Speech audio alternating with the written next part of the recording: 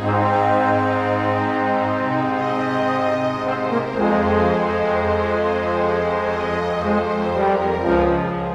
จัดงานมหกรรมกีฬานักเรียนมัธยมศึกษาทั่วประเทศมาฮอดปัจจุบันนี้จัดขึ้นแล้วรวมทั้งหมด7ครั้งครั้งที่6แม่นแขวงบุรีคำไส้ได้รับเกียรติเป็นเจ้าภาพในปี 2017 ซึ่งแข่งขันใน 12 ประเภทกีฬามีการชิงเหรียญทั้งหมด418เหรียญในนั้นเหรียญคำ116เหรียญเหรียญเงิน116เหรียญและเหรียญทอง176เหรียญผ่านการแข่งขันอันดับ1ได้ครองเหรียญประเภทต่างๆแม่นนครหลวงเวียงจันทร์อันดับ2แขวงสวรรณเขตอันดับ3แม่นแขวงบุรีคำไส้ภายหลังการแข่งขันได้สิ้นสุดลงคณะผู้สอบได้ค้นคว้าและนำเสนอขอการอนุมัตินำรัฐบาลให้แขวงสารวัตรเป็นเจ้าภาพจัดงานมหกรรมกีฬานักเรียนมัธยมศึกษาทั่วประเทศครั้งที่7โดยได้กำหนดเอา12ประเภทกีฬาบรรจุเข้าในการแข่งขันงานมหกรรมกีฬานักเรียนมัธยมศึกษาทั่วประเทศครั้งที่7ที่แขวงสารวัตรได้ขึ้นอย่างเป็นทางการครั้งวันที่13ธันวาคม2024โดยเป็นเกียรติเข้าร่วมและกล่าวเปิดงานของพระทานสอนไส้ศรีพันดรกรรมการกรมการเมืองศูนย์กลางภาคนายกรัฐมนตรีแห่งสาธารณรัฐประชาธิปไตยประชาชนลาวงานมหกรรมกีฬาครั้งนี้มีจุดประสงค์เพื่อสุขอยู่ส่งเสริมการเรียนการสอนตาม3ลักษณะ5หลักมวลของการศึกษาทั้งเป็นเงื่อนไขสร้างความสนใจให้นักเรียนชั้นมัธยมศึกษา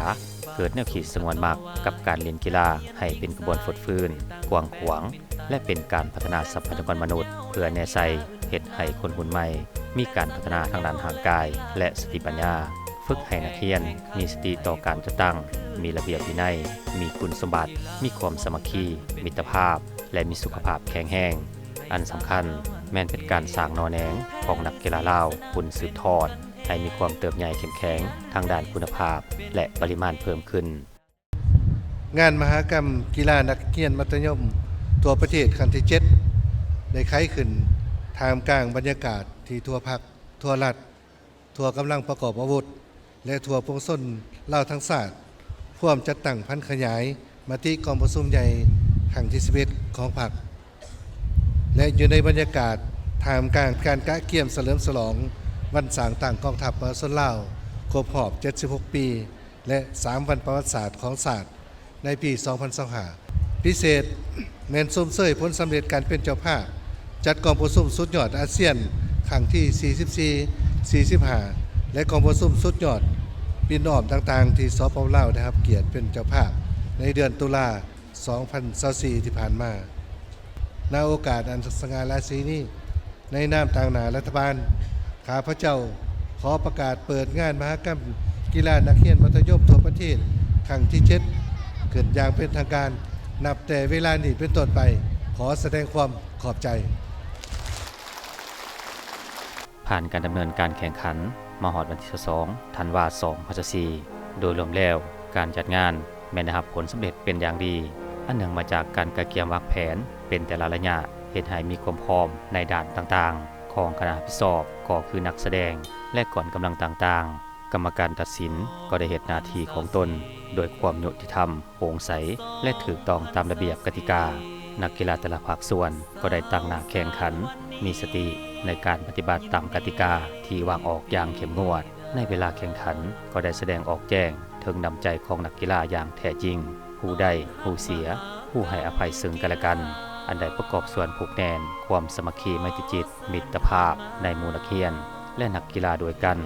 ด้านหนึ่งยังได้เป็นการยกระดับความรู้ความสามารถและประสบการณ์ในด้านพละศึกษากีฬากายกรรมของนักเรียนเพื่อสร้างตนเองได้เป็นนักกีฬาคุณสืบทอดก้าวขึ้นสู่คุณภาพใหม่เพื่อเกี่ยมเข้าร่วมแข่งขันกีฬาระดับชาติและสากล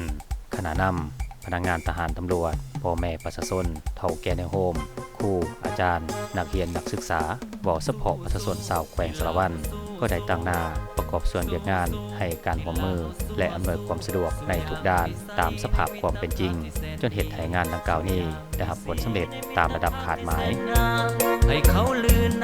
ผ่านระยะ10กว่าวันของการแข่งขันกีฬา12ประเภทคือ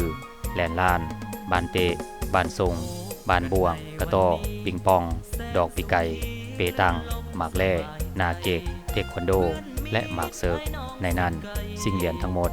418เหรียญเหรียญคำ118เหรียญเหรียญเงิน118เหรียญและเหรียญทอง176เหรียญสรุปผลการแข่งขันอันดับ1นครหลวงเวียงจันทน์ได้รับเหรียญคำ26เหรียญเหรียญเงิน21เหรียญเหรียญทอง29เหรียญรวม76เหรียญอันดับ2แขวงจำปาสักนะครับเหรียญคำ20เหรียญเหรียญเงิน20เหรียญและเหรียญทอง20เหรียญรวม60เหรียญอันดับ3ได้แก่แขวงสารวัตรได้รับเหรียญคำ12เหรียญเหรียญเงิน20เหรียญและเหรียญทอง16เหรียญรวม48เหรียญ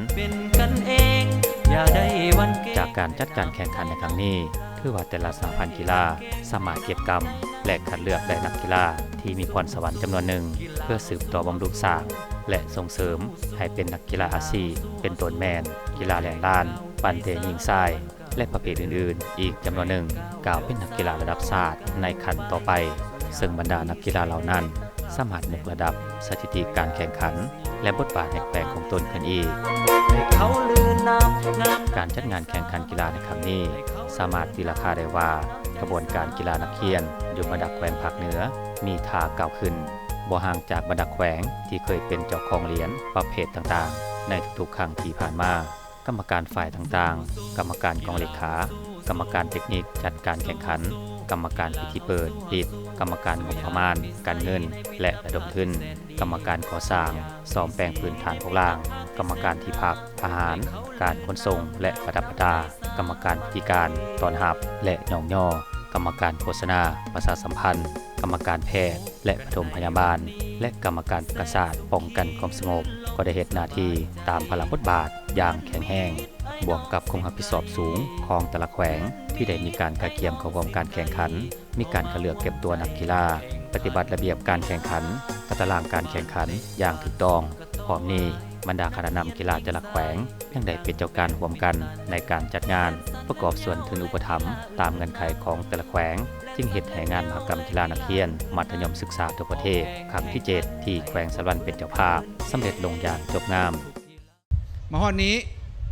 งานมหกรรมกีฬานักเรียนมัธยมทั่วประเทศครั้งที่7ได้สำเร็จลงอย่างเป็นทางการนัดพบกันใหม่ในงานมหกรรมกีฬานักเรียนมัธยมศึกษาทั่วประเทศครั้งที่8ที่แขวงเซกองจะเป็นเจ้าภาพในปี 2027 ในโอกาสนี้ข้าพเจ้าขอประกาศปิดงานมหกรรมกีฬานักเรียนมัธยมศึกษาทั่วประเทศครั้งที่7อย่างเป็นทางการนับแต่เวลานี้เป็นต้นไปขอขอบใจภาพที่แสนดีตัวอย่างมีสีในมิตรภาพที่แสนงามให้เขาลือนามงามน้ำใจสามัคคี